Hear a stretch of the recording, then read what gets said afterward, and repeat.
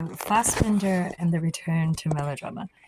Fassbinder's conception of the audience-oriented film, a Hollywood for Germany, relied primarily on a recourse to genre cinema and, like Wender's, proceeded from a quite radical rethinking of its function in filmmaking. Even more than Wender's, however, Fassbinder was conscious of the need to establish a double focus for identification as the basis for subversion or transgressive use of genres.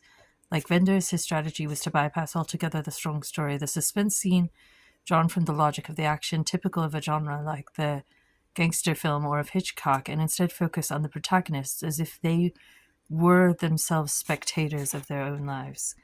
As in Godard's early films, the interest, but also the unease, came from characters playing at gangsters or femme fatales, the discrepancy between the role and the person trying to fill it being the most obvious feature. This in turn gave singular prominence to the actor, not so much as the professional performer of a part, but as a kind of impersonator of a role. The crooks, layabouts, pimps, and daydreaming shop assistants are outsiders aspiring to the prejudices, if not the manners, of the Bavarian petite bourgeoisie. With this, the outsider ceases to be the victim, nor does he have a privileged perspective. He is the victim only of his self-delusions, for his pretense to be an insider, becoming a member of the gang or of a clique, makes him subjectively create and reappropriate the world from which he is objectively excluded. The mise en scène, on the other hand, seems determined to force the spectator into the quandary. The characters are too foolish, sentimental, and pathetic to give the audience a sense of easy superiority, but too brutalized, emotionally crippled and deformed, and finally also too evil to become simple figures of fun. Wenders took strong objection to this strategy, especially in Katzelmacher, 1969. The most terrible thing about this film is its apathy down to the last detail. The editing is like the listless flicking from channel to channel during Saturday night. Ooh, I love this.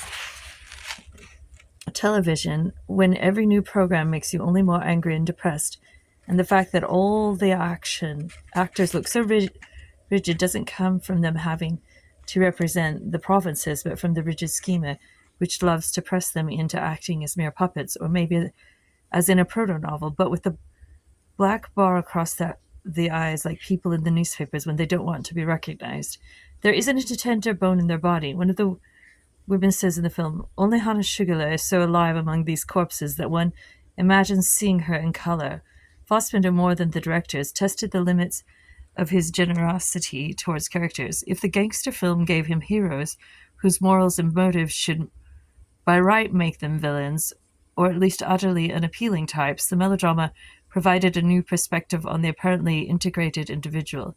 His ability to reappropriate for the general audience the cliches of a popular genre is usually attributed in his discovery of Douglas Sirk's American melodrama from the 1950s. In Sirk's films, the characters are insiders who suddenly discover that they are outsiders, victims without a privileged insight to redeem their suffering.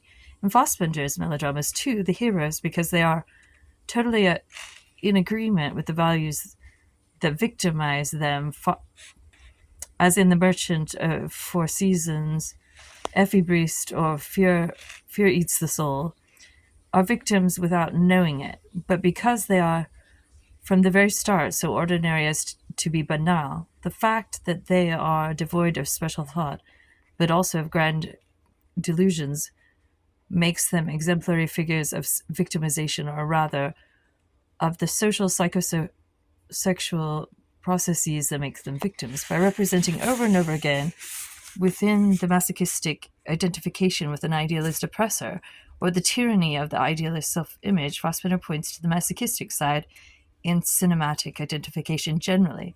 Yet because this masochistic pleasure is not rationalized by a unified and privileged perspective that the spectator is allowed to project on a character, as, say, in the masochistic males usually played opposite Marlene Dietrich or Joseph von Sternberg's films, it is rendered unpalatable, ambiguous, queasy. Often in Fassbinder's films, the audience experiences an unusually strong sense of spectatorial appellation without being able to identify with it.